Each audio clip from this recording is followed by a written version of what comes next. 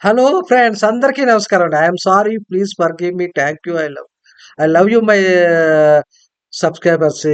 1000 subscribers వచ్చారండి. అందరికీ పేరు పేరు నమస్కారం, పాదాభివందనములండి.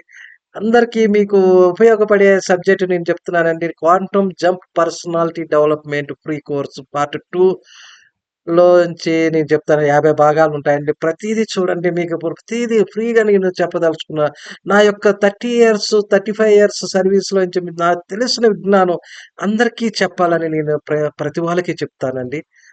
ప్రతీదీ. ఇప్పుడు రెండో భాగం చూడండి. రెండో భాగం. మీలో రెండో భాగం ఏంటంటే ప్రతి మనిషిలో తప్పులుంటాయి. ప్రతి మనిషిలో ఒక చీకటి కోణాలుంటాయి. Don't leave any dark spots in life. మన మన మనసులో ప్రతి విషయం మనం చెప్పలేం. ప్రతి క్లోజ్ ఫ్రెండ్స్‌కి కూడా చెప్పలేం కొన్ని విషయాలు.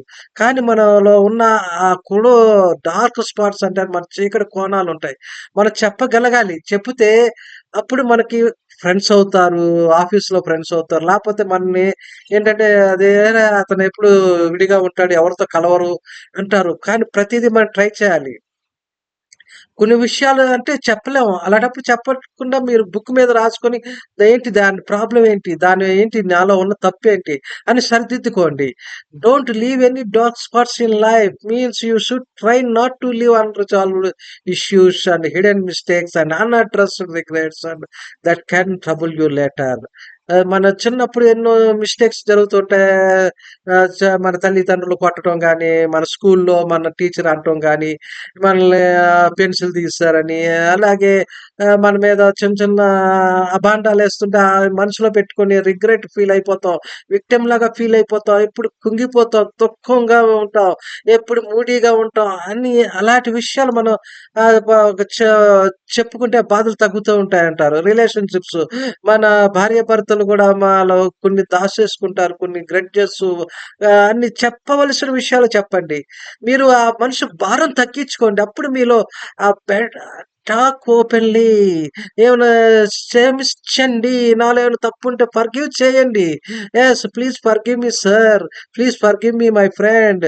నేను కొన్ని చెప్పలేకపోతున్నా అని మీలో బరువు తగ్గించుకుంటే మీరు ఆ యొక్క మనిషి తొందరగా బరువు తగ్గిపోయి మనసంతా తేలికవుతది. చూడండి మనసంతా తేలికైపోతే చాలా హ్యాపీగా ఉంటారు. ఆ ముఖం తేజస్సుతో వెలుగుతూ ఉంటుంది.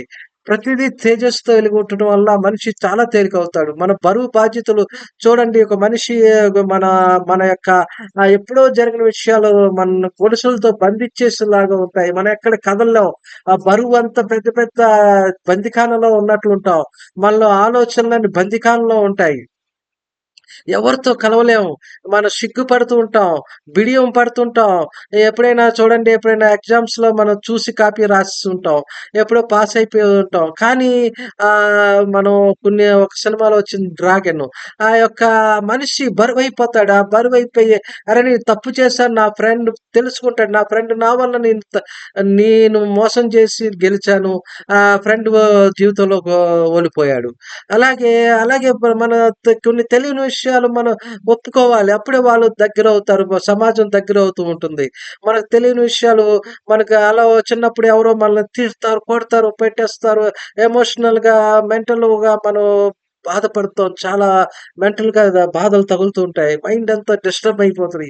కానీ ఆ రిలేషన్‌షిప్స్‌లో మనం బెటర్‌గా కొంతమంది చెప్పుకుంటే తల్లిదండ్రులకి కౌన్సెలింగ్ చెప్పించుకుంటే కౌన్సెలింగ్ అయినా మీ బరువులో బాధ తగ్గిపోయి మీరు లిబరేట్ అయిపోయి ఆ పక్షిలాగా, పావురాల్లాగా తెల్లటి పావురాల్లాగా ఎగురుతూ మీ మనసంతా తేలికైపోతది.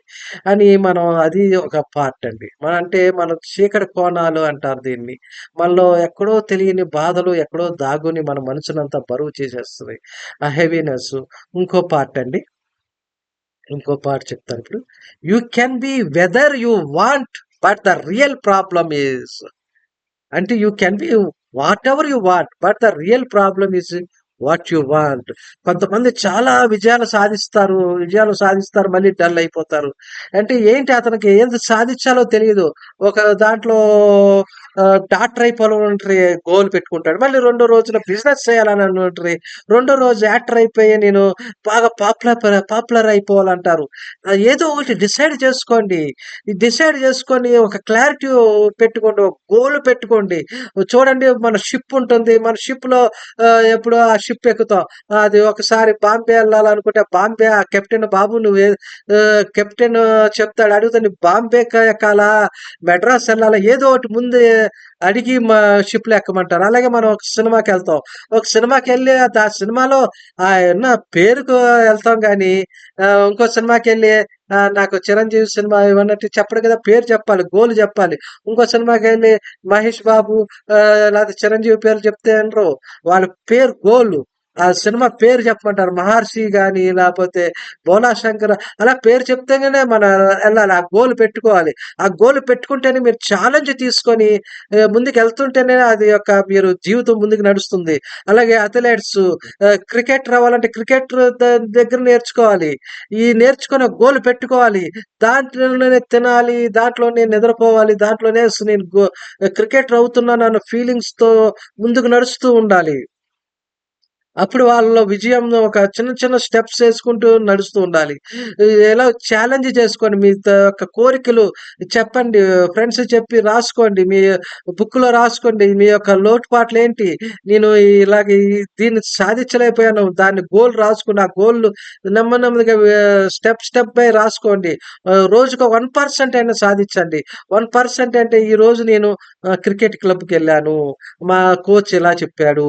నేను ఇవాళ లెసన్ ఇవాళ ట్యూషన్‌కెళ్ళాను. క్వెషన్ పేపర్‌లో ఒక్కొక్క క్వెషన్ చదివాను ఇవాళ. రోజుకి ఒక్కొక్క క్వెషన్ చదువుతూ ఎళ్ళండి. చూడండి మన ఎవరెస్ట్ శిఖరం ఎక్కాలన్నా రోజు దాని కోసం ఎంతో ట్రై చేయాలి. దాని కోసం ముందు మన మనసంతా సన్నద్ధ చేసుకోవాలి. గోల్ పెట్టుకోవాలి. దానికోసం ఎంతో ఎవరెస్ట్ శిఖరం ఆమె కాళ్ళు లేపైనా ఎక్కింది. మనం ముందు నీ మనసును జయించి, నీ మనసులో ఎక్కినట్లు ఊహించుకొని ఆమె కాళ్ళు లేపైనా ఆర్టిఫిషియల్ కాళ్ళు పెట్టుకొని పైకెక్కింది. ఆమెకి చూసి మీరు ఎలాగ మోటివేషన్ చేసుకుంటూ ఉండాలి. నేను మోటివేషన్ చేస్తూ ఉంటాను. మీరు మీరు ఇది రెండో భాగం అండి. మళ్ళీ ఫస్ట్ ఒకటో భాగం చూసుంటారు. ఇది రెండో భాగం. మీరు చూస్తూ ఉండండి. మీరు ముందుకెళ్తూ ఉండండి. మీతో పాటు మీతో వస్తాను. మీకు ఎప్పుడు ఏది కావాలన్నా మీకు ఒక మీ హెల్ప్ చేస్తుంటా. ఫ్రెండ్‌గా, తండ్రిగా మీ ముందు ఉంటాను. ఈ నాకు 1000 సబ్‌స్క్రైబర్స్ అందరికీ పేరు పేరు నమస్కారం అండి. Thank you friends. Thank you brother and sisters. Thank you friends. మీరు నన్ను ఇంత సపోర్ట్ చేసి, నన్ను ఇంత ప్రోత్సహిస్తున్న, నేను ఏదో సమాజానికి ఇవ్వాలన్న విధంగా నేను ఇస్తున్నానండి. Thank you friends. Thank you friends.